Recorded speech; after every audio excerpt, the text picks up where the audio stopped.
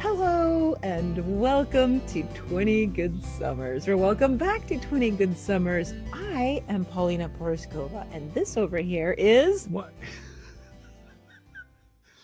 I, I mean, Spiderhead? What is happening here? Jeff Greenstein, hello. Okay, well, we had an idea for a thing we wanted to do, and I guess we're doing it now. I guess we are. We are doing it because why not? Okay, we'll see how this goes. Mm. It was quite an eventful week, actually. Quite an eventful week. We consumed a lot of art. That's what prompted. We did consume a lot of art. And I'm going to go in reverse order of Okay. the art we consumed, ending with the thing that we want to talk about today. Does that sound okay with you? Okay. Lead me through this. Let me see what you're doing. Last night, Bowery Ballroom. I imagine that you'll be playing with my head as I did. Last night, Bowery Ballroom, we saw Heavenly, which is our friend Kathy Rogers.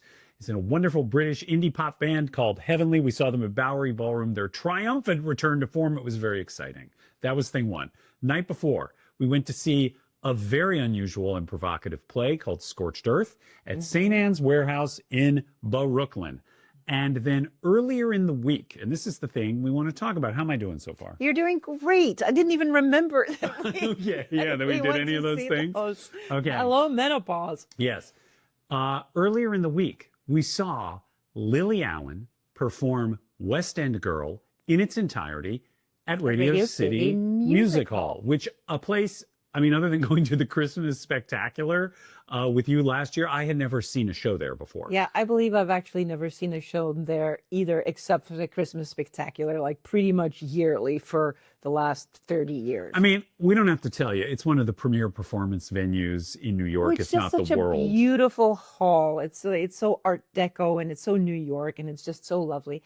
And so we decided that we wanted to see the Lily Allen show there as opposed to Madison Square, where I believe she's also playing, correct. Yeah.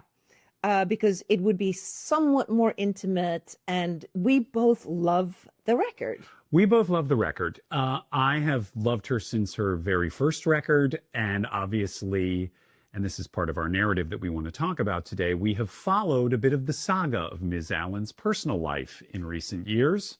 Partly because she, like us, met her husband on Raya. Correct. This was the only other Raya success story that I had heard of. Yeah, and a very inspiring one. Like two seemingly nice, warm, kind, yearning people connecting on a dating app of all places. So I feel like we felt an affinity for those two. Yes, we were kind of like, cheering them on from our little corner going, yay, they did it before us. They met before us. They've been married for a while. And so when things blew up, it was sort of like your parents getting divorced. A bit, yeah. And the specifics were...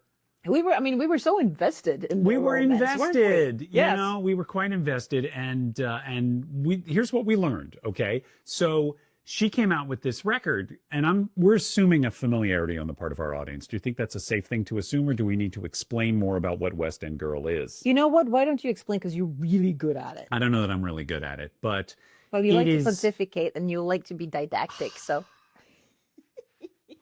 this is the woman who loves me. Well, talking. I find that incredibly sexy. Thank you for appending that to your to your assessment of me. Oh, she kissed me, guys. All right. So West End Girl is an almost diaristic accounting of the demise of her marriage. I'm not going to trace every beat of it, but it starts with a late night phone call, which seems very much ripped from the pages of real life, in which Lily and her husband are agreeing that it's over.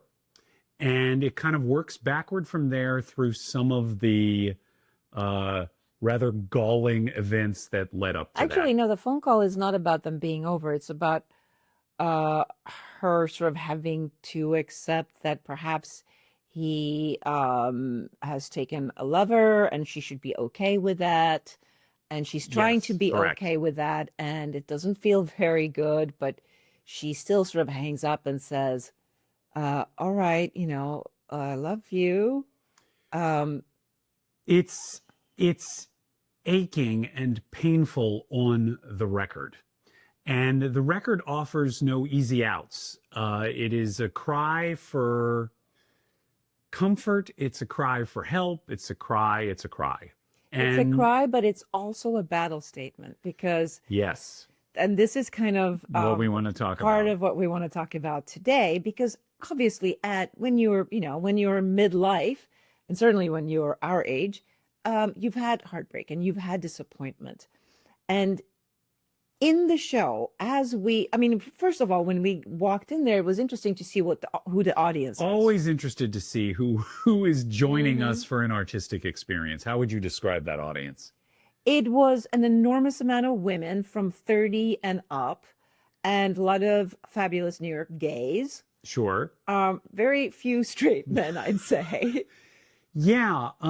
Except and ones that were clearly sort of lugged there by their girlfriends. yes, including the couple in front of us. The guy Yeah. spent the entire concert scrolling TikTok and playing Candy Crush during the show, but she seemed happy to be there. She was so excited to be there, and she was bopping along to rather sad songs. Well, this is the interesting thing, Yeah. and what led us to want to talk about this. She performs the entire record in a rather almost cabaret-ish Yeah. kind of setting. Yeah.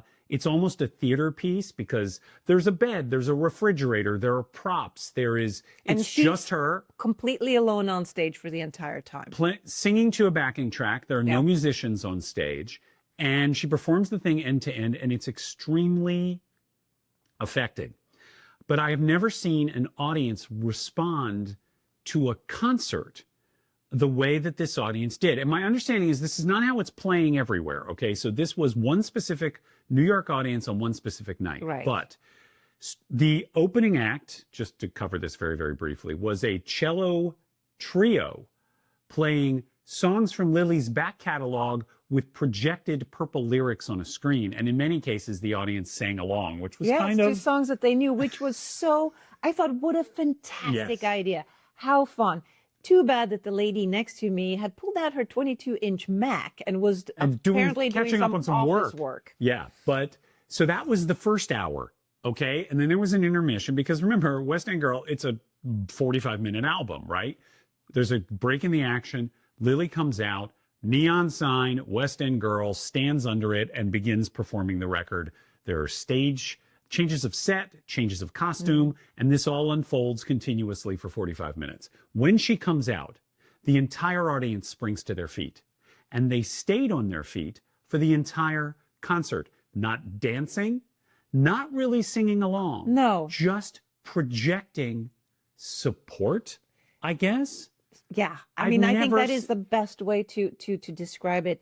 It was support, like everybody in Radio City Music Hall, and it's big venue. I mean, Big venue. It's not Madison's, it's not 20,000 seater, but it's a big venue. Yeah. And every person there was standing up and throughout the entire show without really bopping along because the music was not that sort of music. It's kind of boppy. You could sway or dance to it, but people were not doing that. It was almost like a Sunday revival meeting where people are holding their hands out to the preacher and just like giving and receiving energy. Does that sound, do you like that? Yes, comparison? I don't know. I'm trying yeah, to. it was sort of an energetic give to Lily on stage. Like, Right. we got you, girl. And that- We've yes. got your back. We're here for you. We are holding you up. And every time, this was, I mean, to me, it was as foreign as like going to a classical music concert, like watching Bach's Ave Maria and people like headbanging to it. Like, it just made very little sense. The audience reaction made very little sense. Just seeing it from the perspective of this is the music, this is the venue, and this is the performer. Right. And people were there to give. It was fascinating. Like this is a woman who has lived heartbreak in public, who has made an artistic statement about that Well, heartbreak. it was a public humiliation, I think, too. to a Yeah, I certain think that was extent. part of it. And I think that a packed house, a sold out Radio City Music Hall was there to say, Lily, we've been there. We love you. You'll get through it. It's going to be fun. That's what it felt like, right? Partly that. And what And else? then partly there was these little moves. Like she wasn't dancing. She was just sort of walking around on stage singing, looking incredibly beautiful. But there would be little gestures or little moves that, she would sit down on the bed. At one point, she sat on the bed. Yes. And she was singing, and her voice seemed to kind of crack, and she just stopped singing. And the crowd went crazy. That's the moment that always struck me Yeah. when I think of this show. And This actually moment of her gives me sitting on the chills. edge of the bed, stopping and almost like bowing her head, Yeah. like I've run out of things to say. The audience went bananas. And when I think about showstopper performances I've seen, both musical performances, theatrical performances, those big moments are like holding the note or the, Yeah. crushing a guitar solo. Yeah. And like those are the things that bring an audience to its feet where they connect and there's And they catharsis. roar and they wave their arms and they will light up. Well, no longer the lighters, but the They little hold up lights on this- their yes. phones. This was the moments that were inner, the moments that were reflective, the moments that were broken and scared and sad. Those were the moments that the audience lit up for. And roared in support. And it was roaring in support. And it was kind of heartbreaking and reaffirming and very sort of united and connected all at once. I also felt like there was this sense of catharsis in Yeah. the audience. Like, I think whatever 5,000 people that were Yeah. filling the hall felt like we've been there. I've had my heart broken. I've been humiliated. I've been crushed. Witness all the women and the gay men. Yes. And we were looking at Lily going, nail him. Yeah, Nail I him. think that nail was him to the board. Well, Get him. this gets to the center of what we, I think, want to talk about today. We came away from this concert. We had walked to the venue from like downtown where we live, right? And so we walked all the way up to Radio City Music Hall. And afterwards, we walked home and we talked about what we had just experienced, starting with the fact that neither of us was entirely sure we would recommend this performance to friends because it was so unusual. You Yeah. just would have to be up for a certain type of emotional experience. But also, we found ourselves talking about anger and bitterness. And I wasn't quite sure I could parse the difference between anger and bitterness, which is one of the things we want to talk about. But clearly, Lily's pretty angry and pretty bitter. Would you agree with that assessment? I would say, well, see, this is what we talked about on Okay, the go way for home. it. I would say Lily's absolutely angry. Yeah. She's enraged, but I don't know about bitter. Okay, can we just take a beat, step to the Mm-hmm. side for a moment, because again, language, precision in language is very, very important to me. What is the difference? Well, What is the difference? I feel like anger is directed outwardly. Anger is sort of scorching the earth, right? It's like setting a torch on fire and then just sort of waving it around at the things that you're angry at. Like you are going into a fight. Anger is it's aggressive and it's sort of forward looking. And bitterness is sort of inward. Bitterness is a little bit of like poisoning yourself.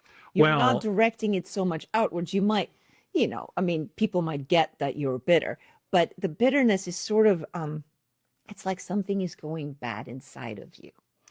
A therapist once said to me about bitterness of the type that you're talking about, that it's like drinking poison and expecting the other guy to die. Isn't that like an AA thing? Oh, is it? I don't know. I don't know, guys. I Chime in. think Maybe it is. It might be. And I remember this line from when I was a kid, when I was like 12 or 13.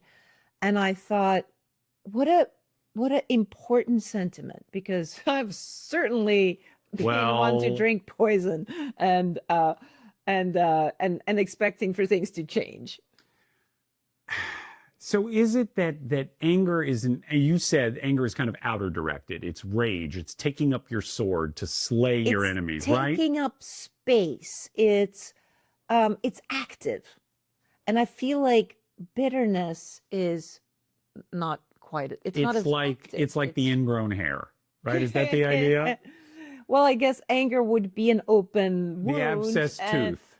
no, anger would Okay. be an open wound, and it's something you're going to get Right. Yes, fixed. yes. I'm talking about bitterness Would is be an abscess abscess tooth tooth. or an ingrown hair. Yeah, Yes. it's Okay. And so ooh. I think one of the reasons, again, that we wanted to talk about this aesthetic experience is that when you reach this phase of life, I love when we can lean into our theme.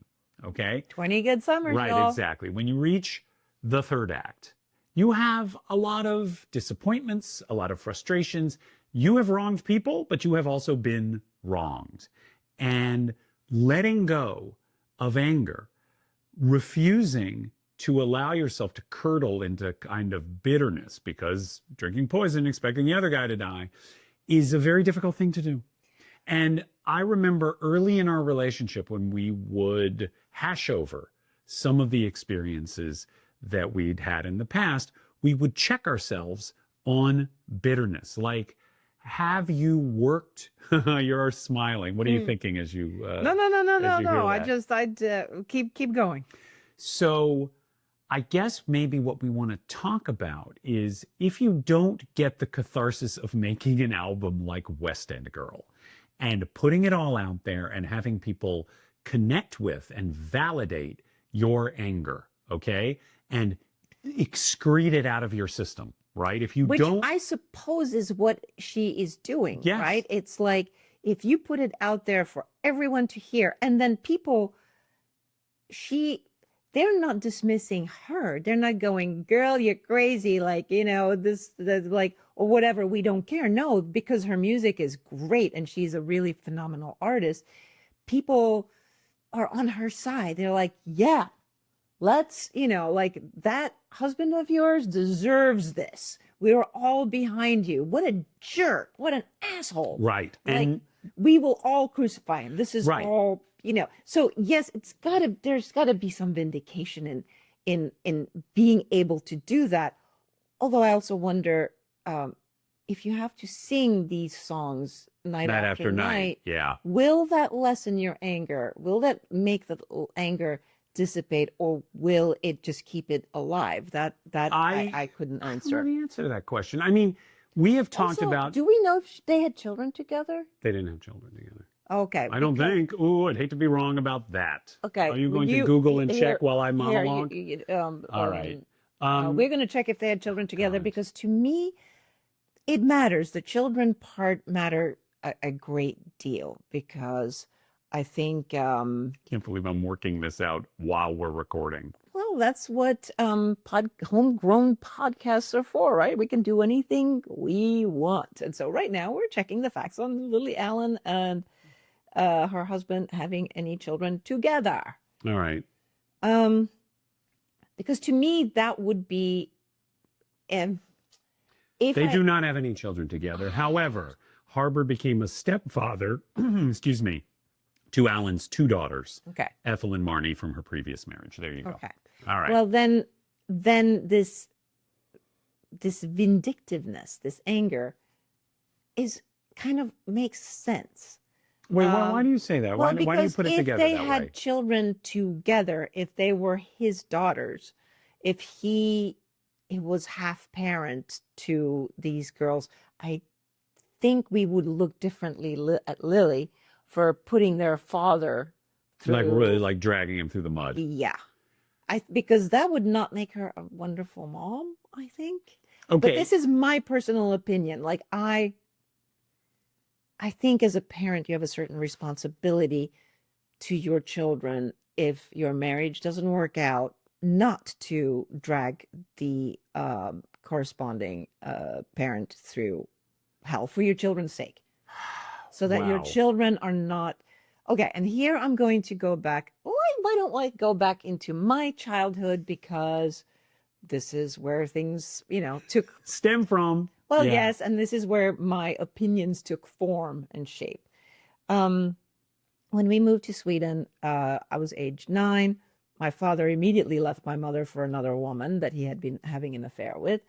Um, and I can't tell you the amount of rage my mother had at my father. And I would say she was justified to be this angry. I mean, Yeah. she comes to this country with 2 small kids, and her husband's like, yeah, you know what, I'm not really ready to have kids. And then I met this other woman.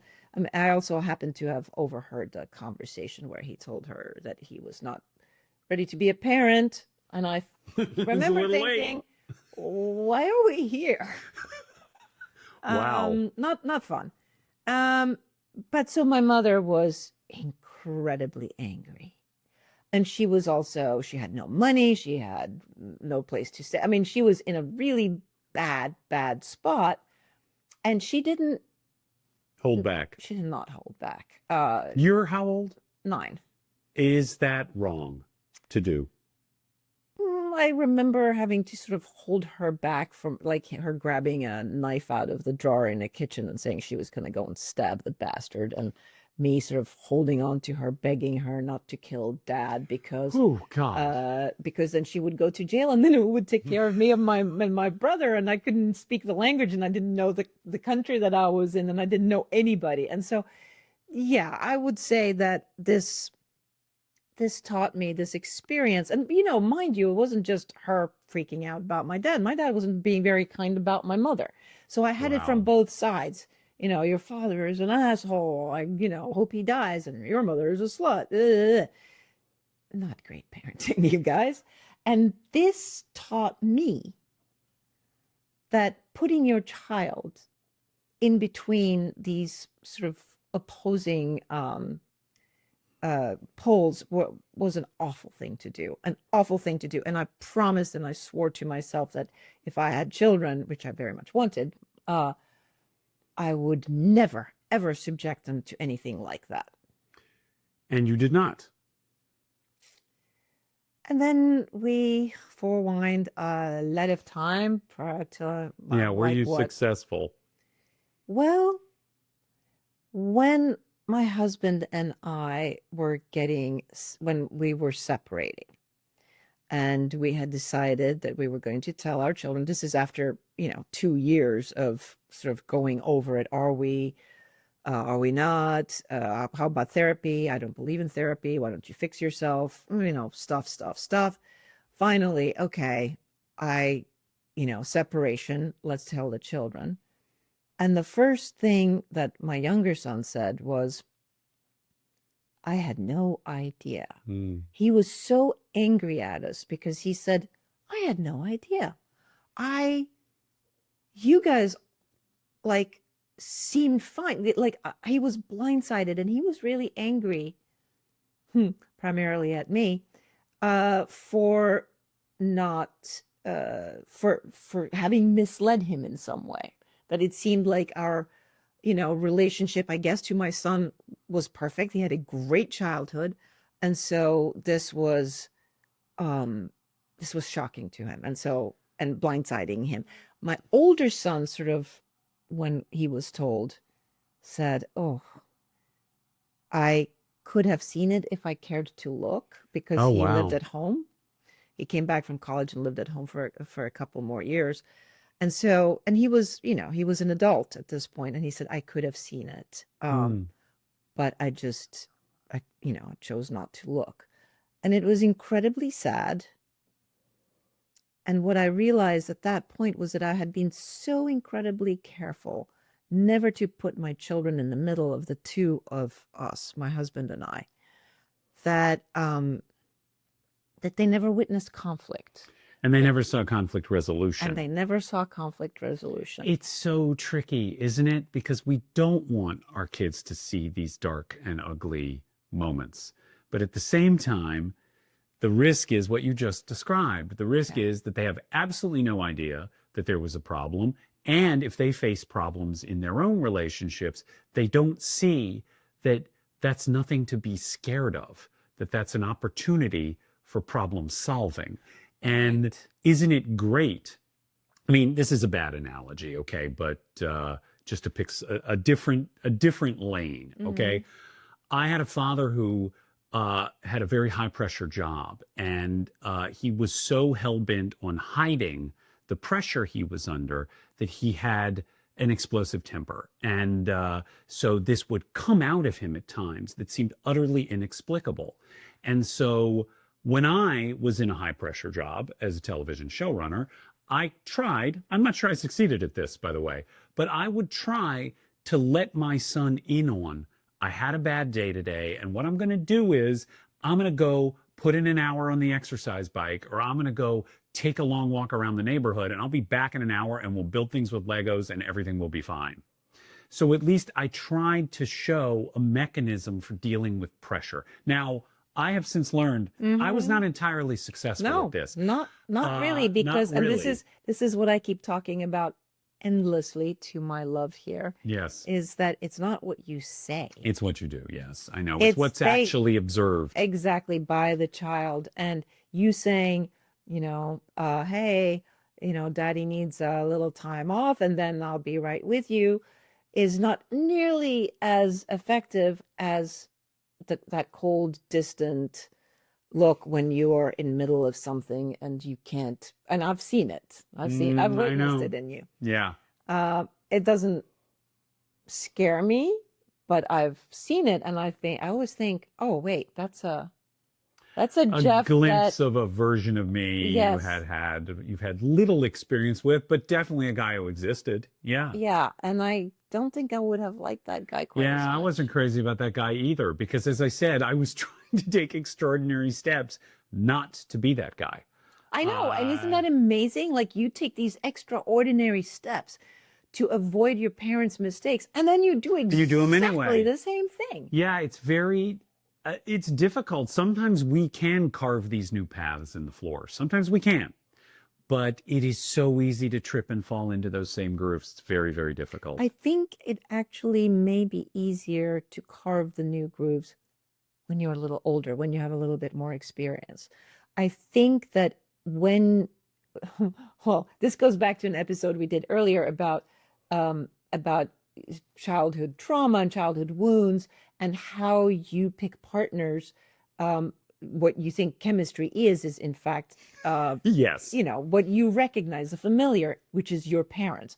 And oftentimes it'll be the worst traits of your parents. So you pick a mate and then you sort of retread these grooves. You think you're not going to make the same mistakes your parents did, but you've just picked a partner that will make you replay the same exact Yeah. scenario, like, word for word, day by day. And you think you are doing something differently because you will tell your children that. Right. And we also know I can't say we boomers because you're not one. That's right. Leave me out of But your boomer talk. I'll speak as someone who's 17 months older than you and therefore unfortunately falls into the baby boom generation that um, fetishizing our own emotional lives and broadcasting them to our kids and developing what I refer to as like these Gilmore Girls kind of Mm, relationships where you let your kid weigh into your emotional life, yeah. that leads to a whole different set of problems. I always thought that Gilmore Girls was in a lot of ways a horror story. What teenager wants to be that involved in her mom's inner life? It's like, it's hard enough being a teenager.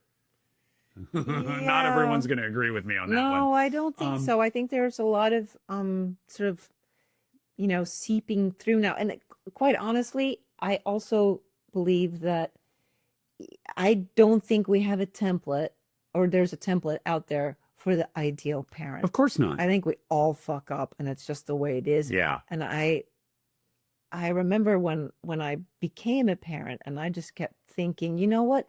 The only real tragedy that I could commit as a mother, this is what I thought at the time, would be to for my children not to be certain that I love them. Hmm. Like I think that would be the only real crime that I could commit as a parent is not for my children not to be certain that I love them. But no, there's It turned plenty out of there other were other crimes. Oh things. yeah, there's plenty of other techniques and things that you can. Now, if you don't mind, I would like to tack back to the main road for a moment because we went, Bitterness and anger. well, because we went down a side road here, which I think is important, which is went off of something you said, which is that if you are angry at your, ex-partner and there are children in the mix, that there is a certain obligation you have not to err on the side of blanking out all of that anger, but also don't theatricalize it, Well, right? don't So, pull the child into the middle and then correct. make them choose sides. Exactly. That is such a horrible, Right. horrible So there must thing. be is there, before we return completely to the main road, Right. is there a functional middle ground? Does that exist? I don't think either of us has really been to that middle ground if it exists. No. It's a very hard, it's much more treacherous than one extreme or another, right? The extreme of what you said, your mother, like the grand guignol, like, just the big drama. Yeah. That's one end. Yeah. The other end is everything's fine. It's ordinary people. Yeah. Everything's great. Everything's We've good. smoothed it Don't all over. worry. Nothing to All's worry good. about. Daddy and I love you very much, and we will continue to love each other. This is what I tried for, and boy, did that kick me in the ass. So there must be, maybe this is something to put to our legions of devoted viewers and listeners. What is that middle ground? Has any of y'all been there? Has anybody solved it successfully? Yeah. Well, no, I know people have. We both know. Do we? Yes, we both know People who have been through people functional breakups who have where divorced where they are all now just a one big happy family, and they hang out together, and they have vacations together with a I know. new wife I'm and very the new, jealous of these and the people. new husband. And I thought this was going to be me. I thought this was going to be my divorce. I thought, oh, we will be in each other's lives forever, and we'll have family dinners, and we'll live close to each other. And I had this whole, which turned out to be a rather childish fantasy going, of how great our divorce was going to be on my side. Yeah. My husband obviously takes two Yeah. for anything, for these gigantic life things to occur. And he obviously had a very different point of view. Yeah. So, yeah, I guess you're right that we do know some people who seem to have worked through this in a more productive and organic fashion. Maybe not right away. Maybe they didn't, maybe it wasn't right off the oh, we're getting divorced and we are best friends. Although I do know a couple of people that were that good about that really kept the nastiness down in front of the children. And that was all about, okay, we're making our way back to the main road in this very beautifully organic way. Watch this. Okay.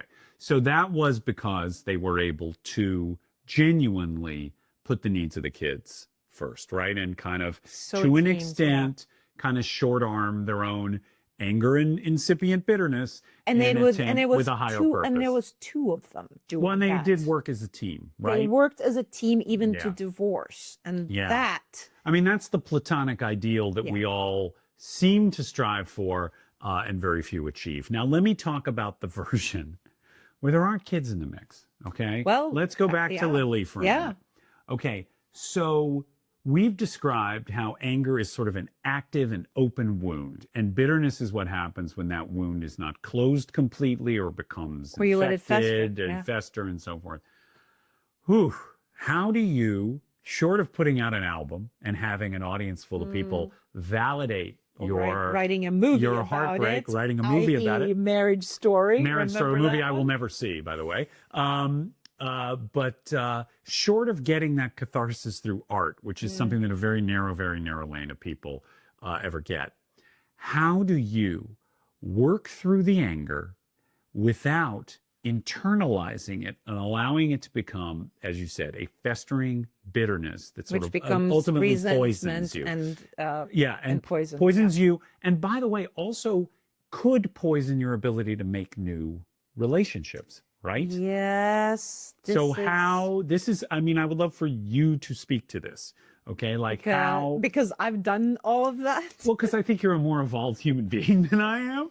And again, just to restate this, I think you said to me early on, boy, you still seem to be kind of bitter about this, which I did not like that characterization, but I've come to understand that I was still working through a lot of the tail end of some residual stuff Right. about my marriage. Did you Okay. feel like I was bitter about my I, husband by the I time we mean, met? honestly, I was surprised given the way things unfolded and so publicly. I was surprised that you did not seem bitter about it because it was quite spectacular what happened. It was literally a spectacle. Yeah. And also, I don't think I understood the precise sequence of events that things had happened in such rapid succession. Right. You know, his death and the will and all of this stuff and the demise of your other relationship and COVID, these things were all smashed together Into um, one into one shit like sandwich. giant ball of pain. And so I'm interested, I'd like for you to talk a little bit about, I mean, did you have a lot of good therapy? Did you like, did you avoid, um, given all of those factors, any one of which could lead someone to bitterness and, you know, clinging to anger and so forth? How do you avoid that? I don't think I could avoid it. How do you work through it?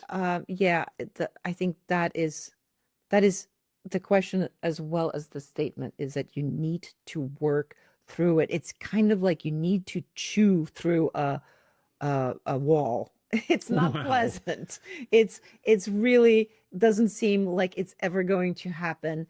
You're presented with a wall, and the only way you're going to get through is like actually use your teeth and chew through this wall. It's going to be incredibly long and painful and painstaking, and you're going to be utterly involved in this thing, but that's the only way you're going to get out of the room. can you talk about the things that, I mean, you've used a beautiful extended metaphor to describe this, but I would love for you, if you can, to talk about the things that actually helped. Like, was it friendships that helped? Was it time with your children that helped? Was it art? Was it Instagram? What was it that actually helped usher you through that very dark time? I'm asking you some tough questions here. Yeah, but I love it because I feel like I was not the only person that has gone through something like this. People have gone through much worse, and it's so good to know that you can chew through the wall. So I might get a little bit raw. I might get a little bit sensitive here, and that's totally fine. It's feelings are welcome. Okay. I think um, initially, uh, initially it was so incredibly confusing that somebody that I could have built my entire life around could do something as vindictive as what I thought that he did. Oh, for those of you who don't know the story, it's very easy to look it up online.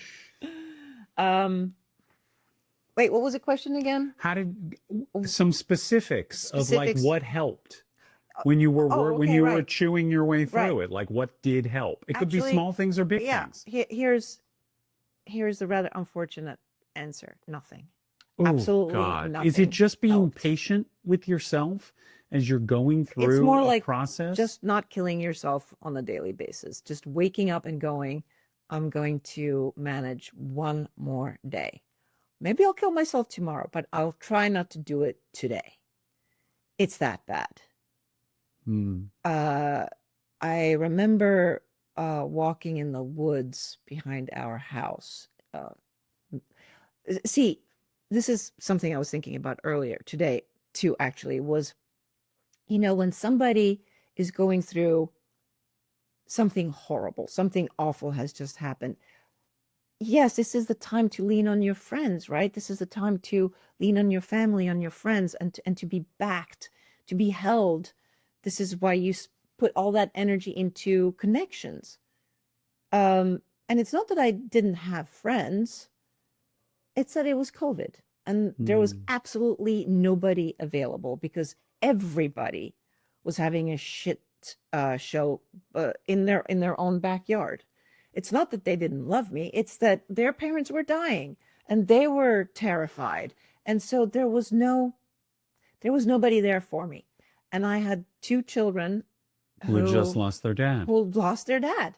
So uh, every day I would sort of disappear into the woods for an hour or two, and I would put just sad songs on my Walkman, and I would just like scream cry. I would just walk for like an hour and just scream cry So you had to in the woods. get the emotion out of you. You had to have the catharsis, even if Yeah, it I was couldn't alone. scream cry at home because I had two kids that Yeah, and as you said, there was that no were one. trying to survive the same thing. Yeah, and you didn't have someone that you could connect with and share that with. And I didn't have anybody to hold me at that point. Mm. And so it was mostly just pain, pain, pain. The anger, the anger didn't really show up until I had processed some of the pain. So grief came first. Grief Grief in my and loss. in my case, it was grief and just utter confusion, and then grief. And then it's funny because I think the anger really moved in when I felt like uh when people started diminishing. What do you mean?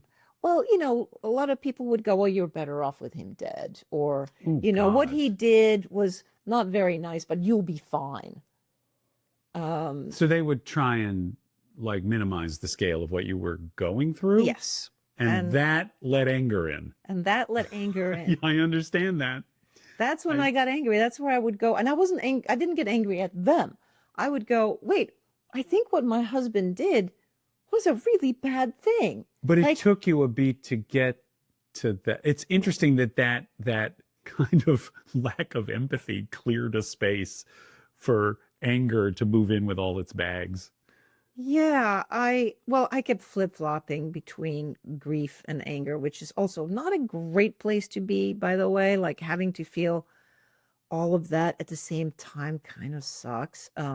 Feeling mourning probably the most important person in your life, and wanting them dead. It's not an easy combination of feelings, but so anger did show up, although I think at some point my children heard me be angry, and these are moments that I'm not sure if I regret or not, because I never wanted them to feel never to feel like they couldn't talk about their dad to me, because this was a man I had loved for 30 years. So even though he disappointed me at the end, I'm being nice here. Yes. I still loved the man. I will always love the man. And you're also respecting the grieving process of these two young men, and you don't want to get in the way of that or say that they're not entitled to those emotions. Exactly. And their grief was, of a very different variety from mine. It was completely free of anger. It was just grief and tenderness and that old cliche, which I hate, love with no place to go. I don't like that at all, by the way. Every TV writer is like this, what was it, Grey's Anatomy or something? And That's every what you TV said. writer was like, oh, wow, what a profound statement. I don't like that at all. No. What is grief but love persisting or something? No, I don't agree with that at all. Grief is an entirely different animal. Yeah. It can't, I don't know. To me, that is not a statement that's helpful. And it saps your energy in a way that literally, I think, nothing else does. Now, grief saps your energy and anger does not. Anger fuels your energy at certain points. Okay, but I think the way you just described it, and I didn't want to get in the way of it at all, but I think the way you just described your emotional state at the time was really clarifying. But how does that not become bitterness? This is the trick that I think I just don't understand, particularly because the legs were cut out from you in a very very literal way, your ability to live was, you didn't know where you were going to live. Like No. things like that, like very Yeah. simple, basic human needs. Yeah. No. How do you not kind of cling to the anger to the point where it starts to kind of Um, corrode you? I Is this think terrible to be asking? no, I think this is again, I think this is really good because again, I'm not the only person to feel this way. Um, I feel like I had to chew my way through that wall because Mm-hmm. it was about the father of my children. And so I had to lose a few teeth getting through that wall Mm. in order to get to the other side so that we could sort of treasure the good memories and so that I could meet my children where they are. I didn't want to lose my children. Yeah. Well, Not that would have built the because wall. Yeah. yeah, because it was sort of like my husband provided the wall, unfortunately, Mm. and if I could have stayed on the other side and it would have separated me from my children. Okay. And I couldn't bear another loss. And so getting unmad at my husband was my primary job for a while so that I could be with my children. Now, there was another man in the mix, which you know, and I think uh, that the breakup of that relationship uh, made me I'm a lot less forgiving there than I am in the relationship with my husband because that breakup in the relationship seemed to be sort of capricious in some ways. Yes. Um, and it really did feel like well, it was another betrayal. Mm. And so this man I hold in absolute contempt, as you know. I don't Yes. hate him. Like I don't really, I'm not going to waste that kind of energy on any human Yeah. being, but I hold him in absolute contempt and I don't mean to change that. Let me shift the lens once again. And I'm not going to shift it to you. Well, no, I actually am about to. Oh, Because one would probably say that the real way to avoid, declining into bitterness and recrimination and so forth is to forgive. And I think you told me early on that you felt that some residual bitterness came from an inability to genuinely forgive. Would you agree that forgiveness is part of that equation? And were you able to get there? well, okay. So I think But did that premise sound right, first of all? well, no, Am I framing it right? you absolutely. I mean, what you were saying is something that Instagram is full of. Also, What is? well, forgiveness is for yourself. Forgiveness yeah, is what yeah. allows you Okay. to move on. I don't really read a lot of these things on Instagram, so Okay, well, you have I to do. catch me up. Okay. Yes, forgiveness is the solution to all your problems. It's the key to set you free. Oh. It's yes. I mean, I don't think I knew that, but oh, well, it's anybody good. on Instagram does. Okay. And I always kind of chafe against that a little bit because I feel like there are a couple of people that I don't intend to forgive, and I don't think that I need to forgive them. But that also doesn't mean that. See, I think when you hear that you need to forgive somebody, it feels like you need to befriend them or be okay with what they did. No. Forgiveness, I think, and this is what everybody tries to tell you about forgiveness, is that you forgive yourself for making that specific mistake and move on. It doesn't mean that that person needs to re-enter your life in any way. It doesn't mean that you have to be kind about that person.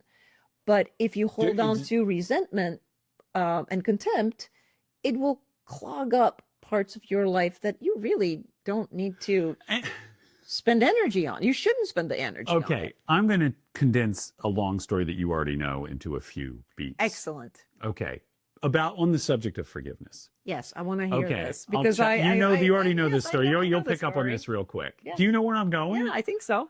Okay, I had an experience where an actress was incredibly mean to me during a week of directing a series that we both worked on. And this was a woman who I considered a friend. And for a variety of reasons, which really should not have been my concern, she was not in a great emotional state the week we were working together. And she decided to take that out on me in a way that was very public and very wounding.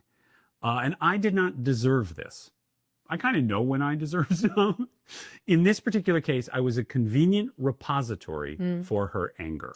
Well, And she it was kind of famous for not being nice. Yes, but even so, even if she had been famous for being nice, it was, a highly ionized circumstance, and she decided to take out her anger on me. I am an extremely sensitive person, and it was very, very hard for me to get through that week and do my job well under the circumstances.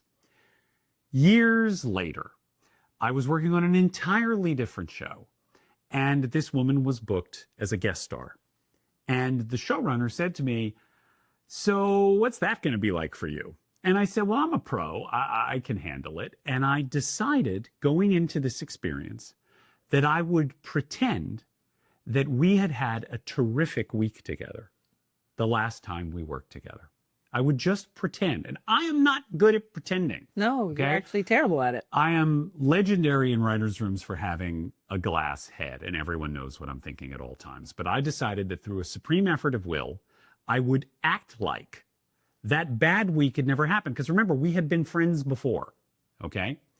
So I went through the whole week, and the first time I laid eyes on her, I saw her across the room and I went, "Oh my God." And I reached out my arms and I saw the wheels spinning behind her eyes. Like, what's he doing? And then she went with it. And the whole week, I pretended it had never happened. She pretended it had never happened. Okay. And we went through the week together. And here's the truly poignant part of this. And then there's a PS. The poignant part is at the end of the week, I had forgiven her.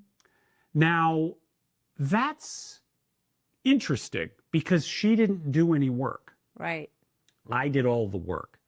And I remember feeling weirdly aggrieved that we had gone through this thing together and I no longer had the anger and the bitterness. Remember, this was years after the initial incident. She never apologized. She never made amends, never said sorry, never took responsibility for any of it. But I had forgiven her in absentia. Yes. Now, here's the PS on the story.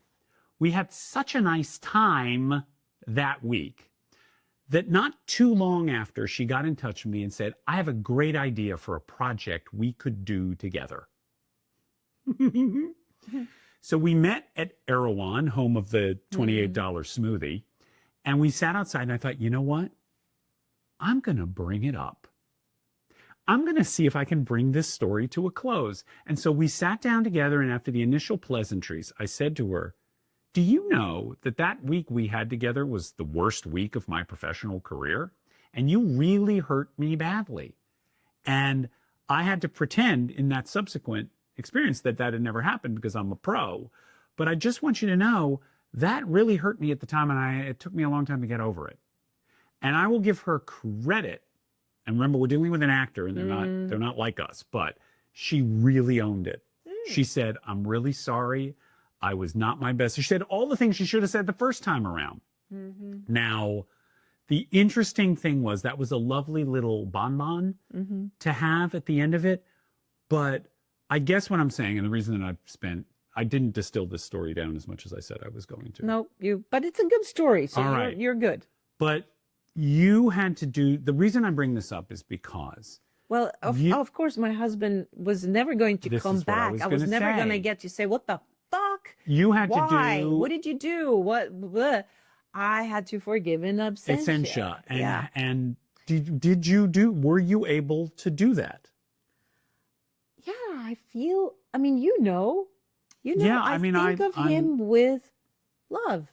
I do not think of him with anger Or bitterness? or bitterness. I think of him with a great amount of affection for all the wonderful times that we had. I can see how, our relationship was perhaps not what people would like to call healthy or Hmm. healthiest, but it was perfect for what I needed at the time. And it was apparently perfect for what he needed at the time. It just couldn't last that way because I grew up. Hmm. And he did not.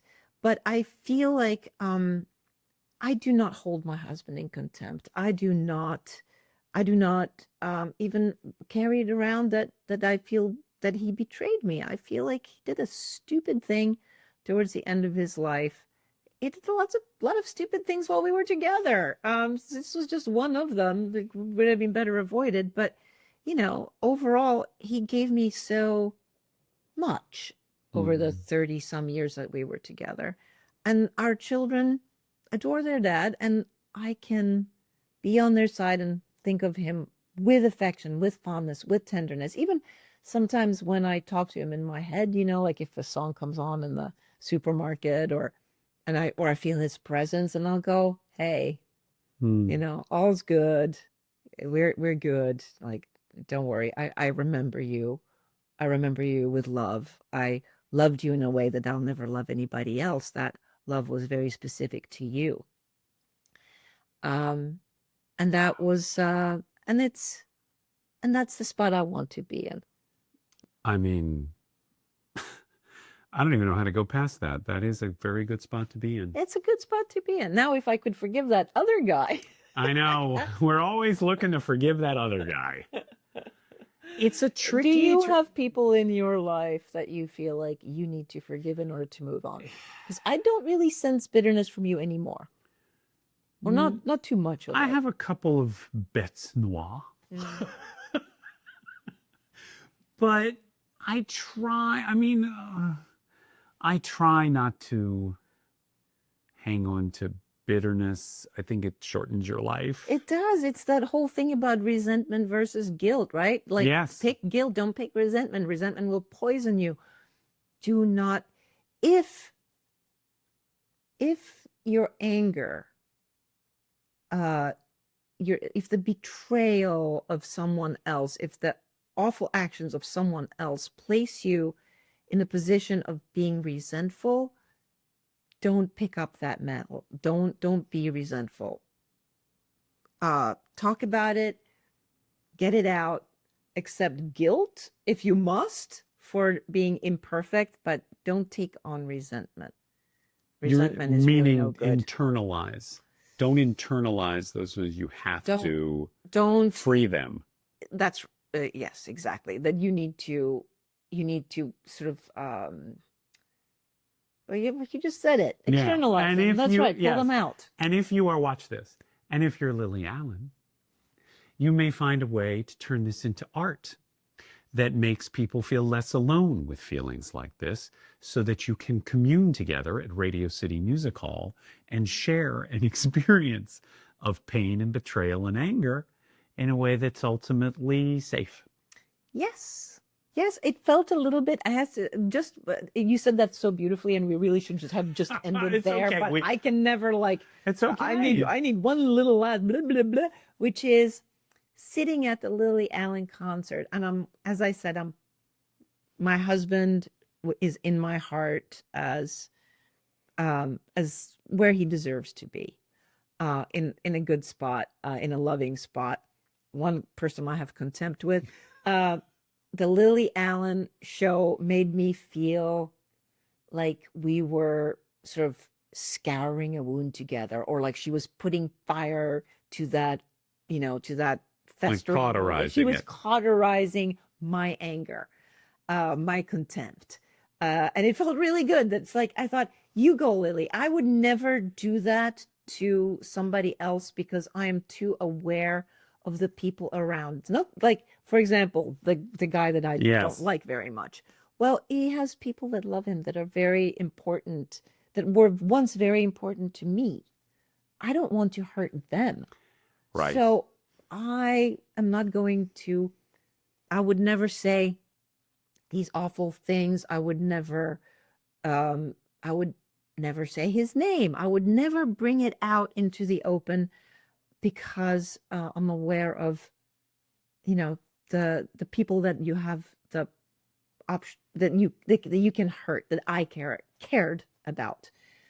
And I love that Lily Allen doesn't give a fuck. That's what we have these artists for, guys. That's why we treasure our artists, because they can give us these moments. That's right. Wow. Okay. Well, thank you, Lily Allen, Yes. for spurring this conversation, this continuing conversation. And that was an episode. That's an episode. That's all, Okay. you guys. Tell them what to do. Here's what you do. Okay. So if any of this resonates, please share your thoughts with us. Okay. And here's how you would do that. Mm-hmm. We have a website, 20goodsummers.com, spelling out the word 20. There is a contact form. It goes straight to us. We have no publicist. We have no producer. We just have a dog who is asleep just out of frame over there. Mm-hmm. That's all we've got. The dog will read your emails. No, we read every email. We do, but yes. we might not be super speedy on replying. We're not speedy because you guys are so generous and voluminous with your correspondence. So and also, we've got a lot of wedding plans. We got a lot of wedding plans. One of these days we'll talk about. So anyway, contact form is one way. Another way, 20goodsummers@gmail.com, spelling out 20. Once again, same inbox, goes right to us. Yep. We love hearing from you. Also on 20goodsummers.com, sexy merch. You can get a tote bag or a set of playing cards with our logo. Or an apron. I am going to get I know, a ring or tea. We got to order some of this stuff. The sports bottle, all designed by my brother. By the way, let's thank my brother for our logo, Jill Greenberg for some of the photography, and Oliver Okasik for our music. They're the only other people involved in this enterprise besides the two of us. Gosh. I think that's it for today. And we will see you again next week. And so this is in. Oh God. That's like goodbye, goodbye to all of you. And for those of you who are not watching this on YouTube, Jeff looks kind of ridiculous right now. Bye.